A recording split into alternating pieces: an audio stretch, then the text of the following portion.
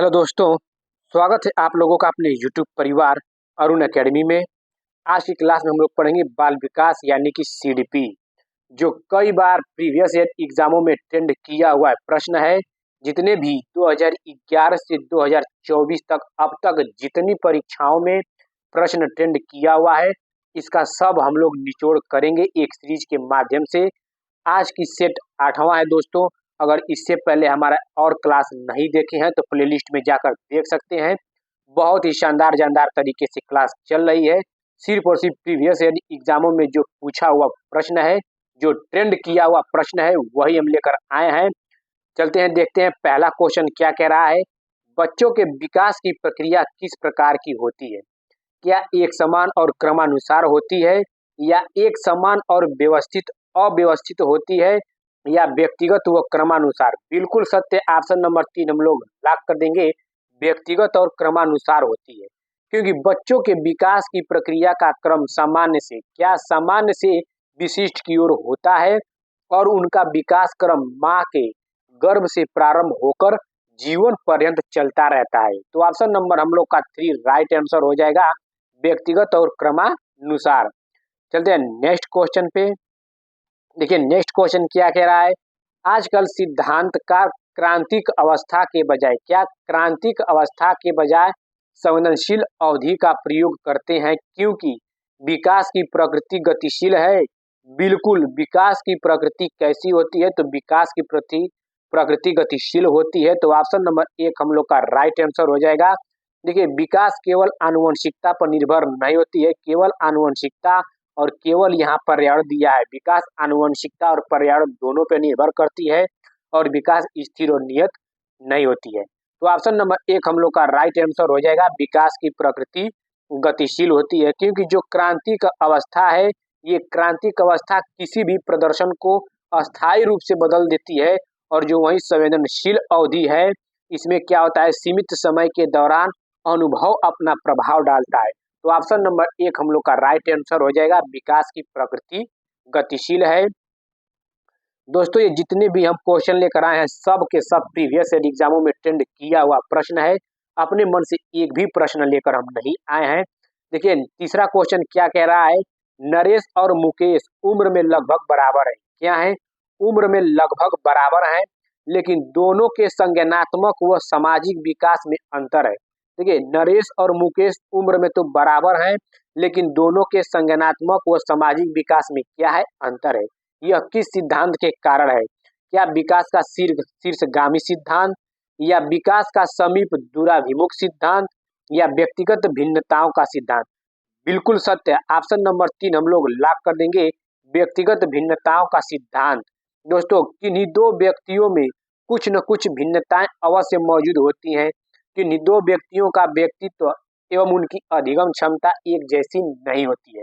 तो option number 3 right answer हो जाएगा, व्यक्तिगत भिन्नताओं का सिद्धांत।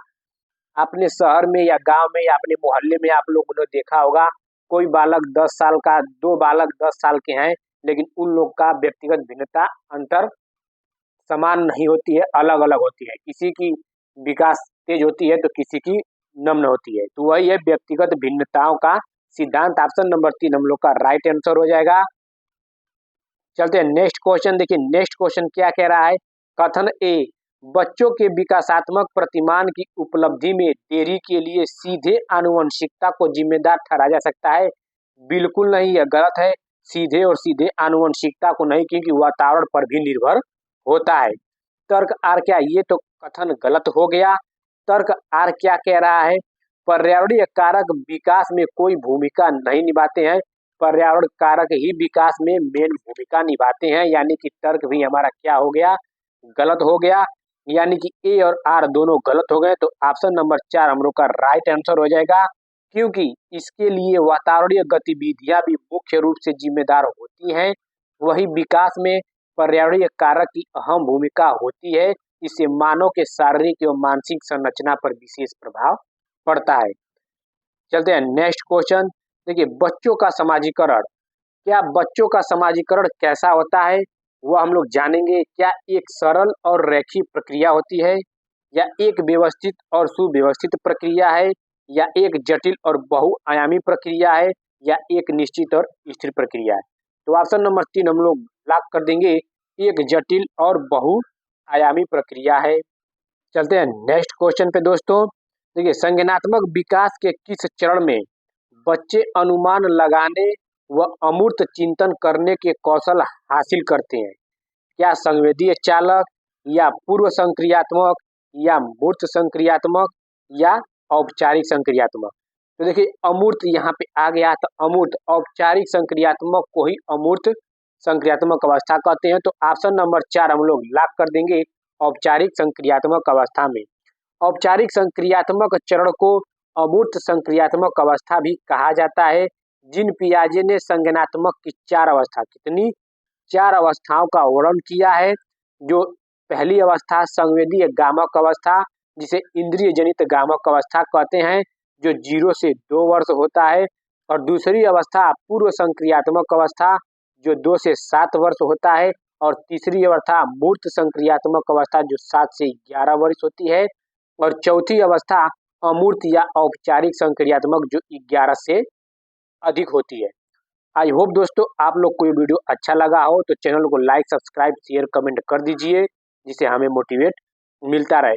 और हाँ दोस्तों, जीन पियाजे की जितनी अवस्थाएं हैं सब के सब डिटेल में हम पढ़ाए हैं। अगर नहीं देखे हैं तो जाकर मैराथन क्लास प्लेलिस्ट में देख सकते हैं, बहुत ही शानदार जानदार तरीके से बताए हैं।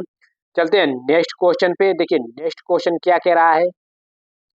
जीन पियाजे के सिद्धांत में जब बच्चा नए अनुभव के लिए मौजूदा स्कीमा को संशोधित करता है, तो वह प्रक्रिया क्या कहलाती है? क्या समायोजन कहलाती है, या संगठन कहलाती है, या अभिसंज्ञान या पाड़ कहलाती है? तो ऑप्शन नंबर 1 हम लोग लॉक कर देंगे, समायोजन कहलाती है। क्योंकि समायोजन एक अधिगम प्रक्रिया है, जो निरंतर चलने वाली प्रक्रिया है। क्या है? निरंतर चलने वाली प्रक्रिया है, जिसके द्वारा व्यक्ति अपने एवं वातावरण के मध्य संतुलन बनाए रखने के लिए व्यवहार में परिवर्तन करता है। इसके माध्यम से संवेगात्मक द्वंद्व और तनाव दूर होते हैं। किसके माध्यम से? समायोजन के माध्यम से। तो ऑप्शन नंबर 1 हम लोग का राइट आंसर हो जाएगा, समायोजन। चलते हैं नेक्स्ट क्वेश्चन पे दोस्तों। देखिए, जीन पियाजे के अनुसार आत्मकेंद्रियता के क्या मायने? आत्मकेंद्रियता के क्या मायने? किसी स्थिति के एक से ज्यादा आयाम पर विचार करने की क्षमता, या सोच प्रक्रिया को मानसिक संरचनाओं के आधार पर संगठित करना, या मौजूदा स्कीमा का उपयोग करते हुए संसार की समझ बनाना, या दूसरों के अनुभवों व सांसारिक दृष्टिकोण को अपनी दृष्टि से देखने की प्रवृत्ति। तो ऑप्शन नंबर 4 हम लोग लॉक कर देंगे, दूसरे के अनुभवों व सांसारिक दृष्टिकोण को अपनी दृष्टि से देखने की प्रवृत्ति।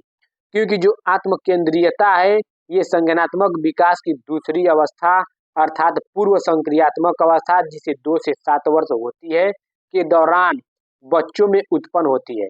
इस अवस्था में यानी कि संक्रियात्मक अवस्था में, यानी कि आत्मकेंद्रियता में दोस्तों क्या होता है, इसी को पूर्व संक्रियात्मक अवस्था कहते हैं।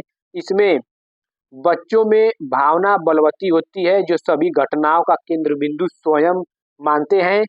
इस प्रकार बच्चों में यह विचार उत्पन्न होता है कि वे ही शेष हैं, सही हैं, सभी गलत हैं। तो ऑप्शन नंबर 4 हम लोग का लॉक हो जाएगा। आत्मकेंद्रियता को ही पूर्व संक्रियात्मक अवस्था के नाम से जाना जाता है।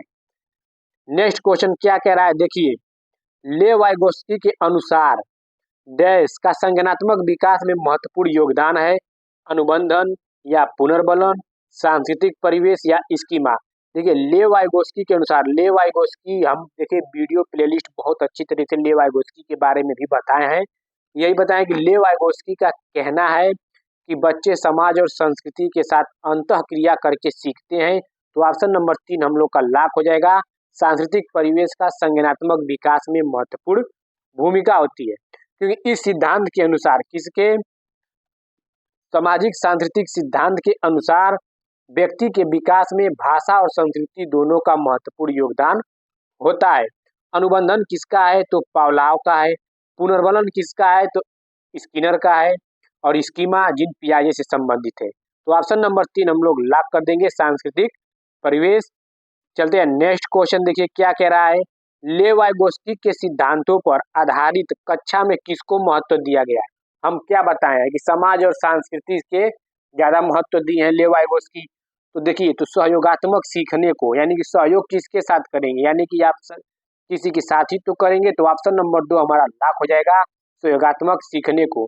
क्योंकि सहयोगात्मक अधिगम की विधियों में विद्यार्थी एक दूसरे की सहायता से सीखते हैं। इन विधियों में सभी परस्पर एक दूसरे को प्रभावित करते हैं। सहयोगात्मक अधिगम विद्यार्थियों को स्वयं करके सीखने का अवसर देती है। तो ऑप्शन नंबर 2 हम लोग का राइट आंसर हो जाएगा, सहयोगात्मक सीखने को। चलते हैं नेक्स्ट क्वेश्चन। देखिए, लॉरेंस कोहलबर्ग ने अपने सिद्धांत में नैतिक विकास के कितने चरण प्रतिपादित किए हैं? तो 6 चरण प्रतिपादित किए हैं। तो ऑप्शन नंबर 1 लॉक हो जाएगा, क्योंकि लॉरेंस का कोहलबर्ग नैतिक विकास सिद्धांत बहुत अच्छी तरह से बताए हैं। अगर नहीं देखे हैं तो प्लेलिस्ट में एक बार जाकर देख लीजिए, मजा आ जाएगा। 10 मिनट का वीडियो है, सबके सब खत्म कर दिए। देखिए, कुछ इंपॉर्टेंट फैक्ट है लॉरेंस कोहलबर्ग का जो दिए हैं। देखिए, पूर्व परंपरागत, पहली उनकी अवस्था क्या है? पूर्व परंपरागत नैतिक अवस्था जो 4 से 10 वर्ष है, उसको 2 भागों में बांटा है, आज्ञाकारिता और सजा, आत्म अभिरुचि। ये सब दोस्तों हम ये पढ़ाए हैं, पूरा डिटेल में पढ़ाए हैं। कोहलबर्ग का नैतिक विकास सिद्धांत जाकर एक बार जरूर देखिएगा। पारंपरिक नैतिक अवस्था 10 से 13 वर्ष होती है। इसमें भी 2 भागों में बांटा है, अच्छा लड़का लड़की अभिविन्यास और सामाजिक व्यवस्था बनाए रखना। तीसरी इनकी अवस्था है उत्तर परंपरागत नैतिक अवस्था जो 13 से 16 वर्ष है। इसको भी 2 भागों में बांटा गया है, सामाजिक अनुबंधन और व्यक्तिगत अधिकार और सार्वभौमिक सिद्धांत। तो 2 2 4 2 6 6 चरण हो गए, 3 अवस्थाएं हो गए। तो वही कहा गया है कि लॉरेंस कोहलबर्ग ने अपने सिद्धांत में नैतिक विकास के कितने चरण प्रतिपादित किए हैं? तो 6। तो ऑप्शन नंबर 1 हम लोग का राइट आंसर हो जाएगा। चलते हैं नेक्स्ट क्वेश्चन पे।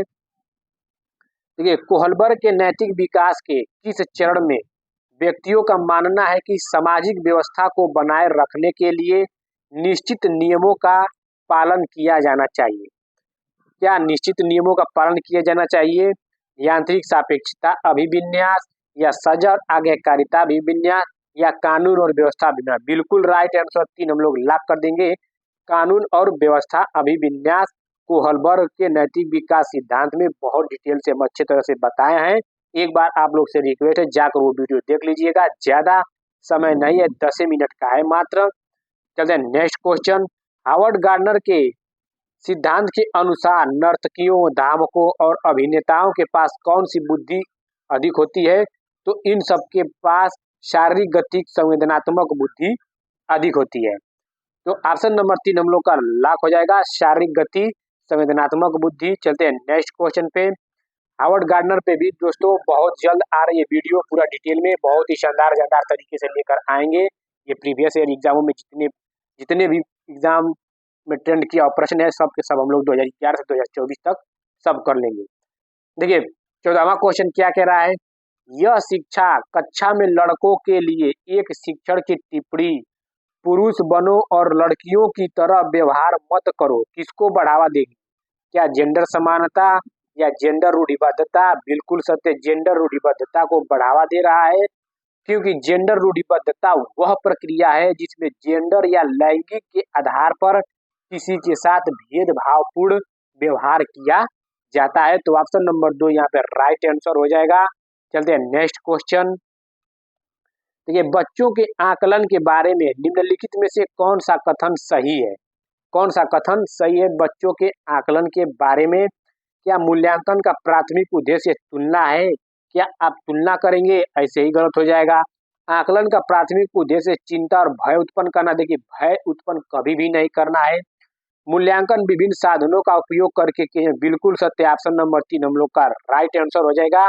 मूल्यांकन विभिन्न साधनों का उपयोग करके किया जाना चाहिए, क्योंकि आकलन की प्रक्रिया में किसी छात्र या बच्चे के अधिगम स्तर का पता चलता है और अधिगम की सार्थकता का ज्ञान होता है। तो ऑप्शन नंबर 3 हम लोग का राइट आंसर हो जाएगा, मूल्यांकन विभिन्न साधनों का उपयोग करके किया जाना चाहिए। चलते नेक्स्ट क्वेश्चन पे। देखिए, निम्नलिखित में से कौन समावेशी शिक्षा की भावना का पालन नहीं करता है? यहाँ पे समावेशी शिक्षा का पालन नहीं कर रहा है, उस कौन सा ऑप्शन है? तो विभेदित निर्देश, सीखने के लिए सार्वभौमिक डिजाइन, या पृथक्करण नामीकरण। बिल्कुल राइट, ऑप्शन नंबर 3 हम लोग लॉक कर देंगे, क्योंकि हम संपूर्ण पैडागोजी में बताए हैं कभी भी बच्चों में जहाँ पृथक्करण और नामीकरण लेबलिंग की बात करें तुरंत ऑप्शन वो गलत हो जाएगा। निगेटिव टैक्स वर्ड्स है तो ऑप्शन नंबर 3 राइट हो जाएगा, क्योंकि निगेटिव का निगेटिव पूछा है। क्योंकि समावेशी शिक्षा प्रणाली में सभी छात्रों की संपूर्ण भागीदारी होती है और किसी भी विद्यार्थी के साथ भेदभाव परक व्यवहार करके शिक्षा या अधिगम से वंचित नहीं किया जाता है। तो ऑप्शन नंबर 3 हम लोग का राइट आंसर हो जाएगा। गलत का गलत पूछा है, पृथक्करण और नामकीकरण। नेक्स्ट क्वेश्चन चलते हैं। देखिए, वंचित पृष्ठभूमि के छात्रों वाली कक्षा में एक शिक्षक को किसके अनुभवों को साझा करने की अनुमति देनी चाहिए? तो ऑप्शन नंबर 1 क्या कह रहा है, सभी को अपने अनुभवों कक्षा में लाने से हतोत्साहित करना देगा। हतोत्साहित की बात जहां करेगा तुरंत ऑप्शन गलत हो जाएगा। संपूर्ण पैडागोजी में ये भी बताया है। केवल प्रभाव है क्या, सिर्फ और सिर्फ केवल प्रभावशाली समूहों के बच्चों को अपने अनुभव साझा करने प्रोत्साहित करेंगे? नहीं, समावेशी कक्षा और शिक्षा यह नहीं कहती है कि उसमें क्या कहती है, सबको समान के रूप में लेकर चले, यानी कि केवल की बात कर रहा है, ये भी गलत हो जाएगा। केवल वंचित समूहों के बच्चों के अपने अनुभवों साझा करने के लिए, देखिए केवल वंचित समूहों के लिए, ये भी गलत हो गया। तो ऑप्शन नंबर 4 हम लोग का राइट आंसर हो जाएगा, अपने स्वयं के अनुभवों साझा करने के लिए प्रोत्साहित करना। क्योंकि दोस्तों इनकी पाठ्यचर्या समावेशी शिक्षा में कक्षा में शिक्षक का माहौल कैसे बनाया जाता है, इसे पाठ्यचर्या छात्रों के यथार्थ जीवन से संबंधित होना चाहिए, सांस्कृतिक ज्ञान को बढ़ावा देना चाहिए, सामूहिक मतभेदों को दूर करना चाहिए, कभी मतभेद नहीं होनी चाहिए, और वंचित वर्गों के छात्रों की संपूर्ण जानकारी एकत्र कर उन छात्रों को कक्षा में सक्रिय भागीदारी बनाना चाहिए। तो ऑप्शन नंबर 4 हम लोग का राइट आंसर हो जाएगा। चलते हैं नेक्स्ट क्वेश्चन। देखिए, शारीरिक गतिक विकलांगता से जूझते छात्रों को समायोजित करने के लिए स्कूलों को पहुंच और बाधा मुक्त वातावरण की सुविधा प्रदान करनी चाहिए, जिसमें निम्नलिखित प्रावधान शामिल हो। देखिए, शारीरिक गतिक विकलांगता, ये कीवर्ड आप लोग ध्यान रखिएगा। शरीर से विकलांग है तो क्या पहिया कुर्सी व्हील चेयर, बिल्कुल उसको पहिया कुर्सी या व्हील चेयर उपलब्ध कराना चाहिए, क्योंकि शारीरिक गतिक विकलांग है।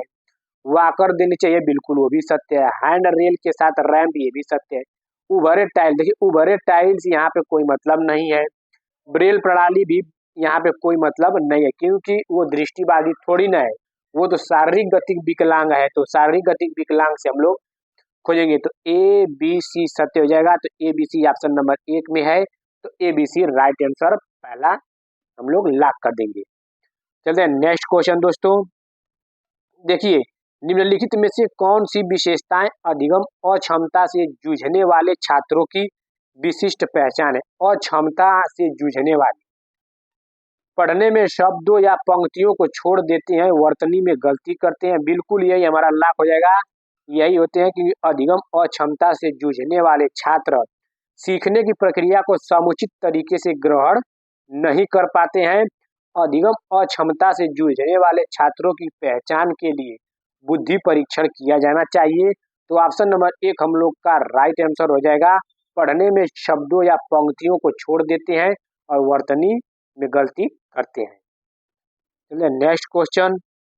देखिए, प्रतिभाशाली बच्चों के बारे में निम्नलिखित में से कौन सा कथन सही है? प्रतिभाशाली बच्चों को किसी भी खास शैक्षणिक संशोधन की आवश्यकता नहीं होती है। क्या इसकी आवश्यकता नहीं होगी? में जरूर होगी, वैसे ही गलत हो गया। ऑप्शन नंबर दूसरा क्या क्या, प्रतिभाशाली बच्चों को बार बार करने के लिए बहुत ही सरल नियमित, इनको सरल नियमित दिए जाएंगे, भाई कठिन से कठिन वो हल करेंगे तभी तो प्रतिभाशाली कहलाएंगे। प्रतिभाशाली बच्चों में बहुत अधिक भावनात्मक परिपक्वता होती है, इसे कोई लेना देना नहीं है। प्रतिभाशाली बच्चों के सीखने की विशिष्ट जरूरतें होती हैं, बिल्कुल सत्य है, जिन्हें अक्सर कक्षा में नजरअंदाज कर दे, बिल्कुल वो अगर जिस चीज के प्रतिभाशाली बच्चों के लिए अनेक प्रकार की एक्टिविटी टीएलएम मुहैया करवाना चाहिए, जो उसको किसी में नहीं हो पाता है तो नजरअंदाज कर देते हैं। तो ऑप्शन नंबर 4 हम लोग का राइट आंसर हो जाएगा। चलते हैं नेक्स्ट क्वेश्चन। देखिए, माध्यमिक कक्षाओं में छात्रों की सक्रिय भागीदारी को किसके द्वारा बढ़ावा दिया जाना चाहिए? माध्यमिक कक्षाओं में छात्रों की सक्रिय भागीदारी को किसके द्वारा बढ़ाया जाता है? सकारात्मक और नकारात्मक पुनर्वलन, नकारात्मक आया वैसे ही गलत, निष्क्रिय आ गया वैसे ही गलत, संपूर्ण पेडागोजी में बताए हैं। प्रतियोगिता को बढ़ावा देना कि जहां प्रतियोगिता की बात करें, रोजगार की बात करें और परीक्षा फल की बात करें, तुरंत वो निगेटिव टैग तो गलत हो जाएगा, संपूर्ण पेडागोजी में बताए हैं। तो ऑप्शन नंबर 4 हम लोग का राइट आंसर हो जाएगा, पूछताछ और जांच की प्रक्रियाओं के माध्यम से। चलते हैं दोस्तों नेक्स्ट क्वेश्चन। देखिए कथन ए क्या कह रहा है? समकक्षियों से चर्चा व संवाद की शिक्षा शास्त्रीय पद्धतियां समस्या समाधान के कौशल के विकास में बाधा डालती है। क्या ये सब कौशल विकास समस्याओं में बाधा डालेंगी? वैसे ही गलत हो जाएगा। अधिगम की प्रक्रिया का स्वरूप व्यक्तिवादी है न कि सामाजिक। देखिए अधिगम प्रक्रिया का स्वरूप सामाजिक होता है, यहाँ पे व्यक्तिवादी दे दिया, वैसे ही गलत हो जाएगा। तो ए और आर दोनों गलत है, ऑप्शन नंबर 4 हम लोग का लॉक हो जाएगा। क्योंकि मनुष्य समाज में रहकर ही जीवन यापन करता है। सामाजिक जीवन शैली के माध्यम से बालकों में अधिगम क्षमता बढ़ती है। इसीलिए कहा जाता है कि अधिगम प्रक्रिया का स्वरूप सामाजिक होता है न कि व्यक्तिवादी। तो ऑप्शन नंबर 4 हम लोग का राइट आंसर हो जाएगा, ए और आर दोनों गलत हैं। नेक्स्ट क्वेश्चन क्या कह रहा है? देखिए एक शिक्षक को अपने विद्यार्थियों को किस प्रकार के लक्ष्य निर्धारित करने के लिए प्रोत्साहित करना चाहिए? क्या महारत उन्मुख या प्रदर्शन उन्मुख, विफलता को स्वीकारने वाले या असफलता से बचने वाले? तो ऑप्शन नंबर 1 हम लोग लॉक कर देंगे, महारत उन्मुख। क्या महारत उन्मुख? एक शिक्षक को अपने विद्यार्थियों को लक्ष्य निर्धारित करने के लिए महारत उन्मुख से प्रोत्साहित करना चाहिए। तो ऑप्शन नंबर 1 हम लोग का राइट आंसर हो जाएगा। चलते हैं नेक्स्ट क्वेश्चन पे। एक व्यक्ति की धारणाएं उसके जीवन पर एक महत्वपूर्ण प्रभाव डालती है। निम्नलिखित में से कौन सी धारणा सीखने पर एक सकारात्मक प्रभाव डालेगी? ऑप्शन नंबर पहला क्या कह रहा है? मुझ में जन्मजात कोई क्षमता मौजूद नहीं है। शिक्षक हमेशा कठिन प्रश्न, देखिए जन्मजात क्षमता नहीं है, वैसे ही गलत हो गया। शिक्षक हमेशा कठिन प्रश्न, क्या कठिन प्रश्न हमेशा करेंगे, ये बाधा डालती है, सकारात्मक प्रभाव डालेगी, ये भी गलत। अच्छे या बुरे अंक लाना अपने प्रयास पर निर्भर करता है, बिल्कुल सत्य है। अच्छे या बुरे अंक लाना अपने आप में क्या है, यही एक प्रयास का निर्भर होता है। जैसे आप प्रयास करेंगे वैसे आप सफलता पाएंगे। तो ऑप्शन नंबर 3 लॉक हो जाएगा, अच्छे या बुरे अंक लाना अपने प्रयास पर निर्भर करता है। चलते हैं नेक्स्ट क्वेश्चन पे। संरचनावाद का सिद्धांत, ठीक है, संरचनावाद का सिद्धांत क्या कहता है? क्या सीखने में अधिगमकर्ता की भूमिका को महत्वपूर्ण मानता है, जिसे वह संसार के बारे में समझ बनाता है? बिल्कुल, संरचनावाद का सिद्धांत यही कहता है कि सीखने में अधिगमकर्ता की भूमिका को महत्वपूर्ण मानता है, जिससे वह संसार के बारे में अपनी समझ बनाता है। देखिए जानकारी की स्मरण और प्रत्यास्मरण परीक्षा पर जोर देता है। जहां ये स्मरण, प्रत्यास्मरण और परीक्षा पर जोर दे तुरंत निगेटिव हो जाएगा। शिक्षिका की प्रभुत्व भूमिका पर जोर देता है। संरचनावाद यह सिद्धांत नहीं कहता है। निष्क्रिय आ गया, वैसे ही गलत। तो ऑप्शन नंबर 1 राइट आंसर हो जाएगा। चलते हैं नेक्स्ट क्वेश्चन। देखिए बच्चे निम्न में से किस आधार पर अगले ज्ञान का निर्माण करते हैं? किस आधार पे अगले ज्ञान का निर्माण करते हैं जो उनके लिए अप्रासंगिक या अप्रासंगिक हो? गलत हो जाएगा। जो वह पहले से समझते हैं, बिल्कुल, जो वह पहले से समझते हैं वही अगले ज्ञान का निर्माण करते हैं। अगर आप किसी चीज को पहले से समझ रहे हैं तो उसके अनुसार ही आप अगले ज्ञान का निर्माण करेंगे। तो ऑप्शन नंबर 2 हम लोग लॉक कर देंगे, जो वह पहले से समझते हैं। नेक्स्ट क्वेश्चन क्या कह रहा है? संज्ञान व संवेगों के बारे में कौन सा कथन सत्य है? देखिए संज्ञान और संवेग के बारे में, संज्ञान और संवेग एक प्रक्रिया एक दूसरे से स्वतंत्र है? बिल्कुल नहीं, स्वतंत्र नहीं है। स्वतंत्र है, एक दूसरे से स्वतंत्र नहीं रहते हैं, अलग अलग नहीं है। संज्ञान व संवेग एक दूसरे से गुथे हुए हैं और एक दूसरे को बिल्कुल सत्य है, एक दूसरे को प्रभावित करते हैं, एक दूसरे से गुथे हुए हैं।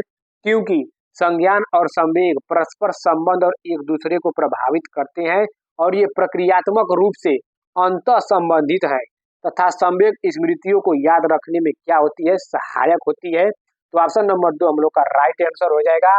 संज्ञान व संवेग एक दूसरे से गुथे हुए हैं और एक दूसरे को प्रभावित करते हैं।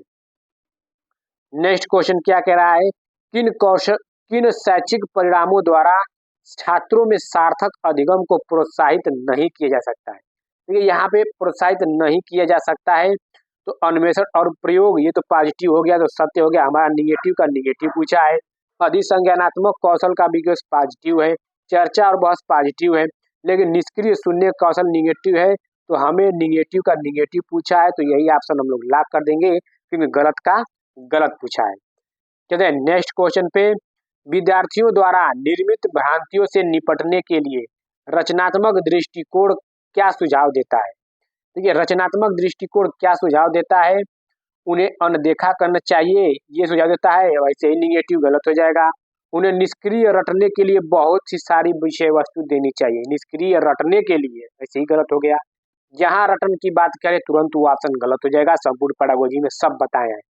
विद्यार्थियों को सजा, कभी भी विद्यार्थियों की सजा नहीं देनी है, क्योंकि बच्चों को भगवान का दूसरा रूप मानना है। कभी भी आप सजा दंड कुछ नहीं, भय कुछ नहीं देंगे विद्यार्थियों को। तो ऑप्शन नंबर 3 तो ऑप्शन गलत हो गए, तो ऑप्शन वैसे ही 4 सत्य हो जाएगा। भ्रांतियों को प्रत्युत्तर हेतु चर्चा के मौके मुहैया करवाने चाहिए। चलते हैं नेक्स्ट क्वेश्चन दोस्तों अगर आप लोग को वीडियो अच्छा लगा हो तो ठीक है दोस्तों, आप चैनल के माध्यम से जुड़ जाइए, थोड़ा लाइक शेयर और कमेंट कर दीजिए, जिससे हमें मोटिवेट मिलता रहे और आप लोग की क्लास इसी तरह चलती रहेगी। बस आप लोग चैनल के माध्यम से जुड़े रहिए। देखिए आज का लास्ट क्वेश्चन क्या कह रहा है, स्कूलों को माता पिता को किसी भी तरह से उनके बच्चों के शिक्षा में शामिल नहीं करनी चाहिए, बिल्कुल शामिल करनी चाहिए, ये गलत हो जाएगा। सरकार क्या कह रहा है, समुदाय के साथ संपर्क स्थापित करने से विद्यार्थियों की अर्थपूर्ण अधिगम में बाधा, क्या बाधा उत्पन्न करेगी? नहीं, ये भी गलत हो गया, बाधा उत्पन्न नहीं करती है। तो ए और आर दोनों गलत हो जाएंगे। तो ऑप्शन नंबर 4 हम लोग का राइट आंसर हो जाएगा, क्योंकि कथन ए भी गलत है, तर्क आर भी गलत है, तो ए और आर दोनों गलत है। ठीक है दोस्तों, आप लोगों का बहुत बहुत धन्यवाद।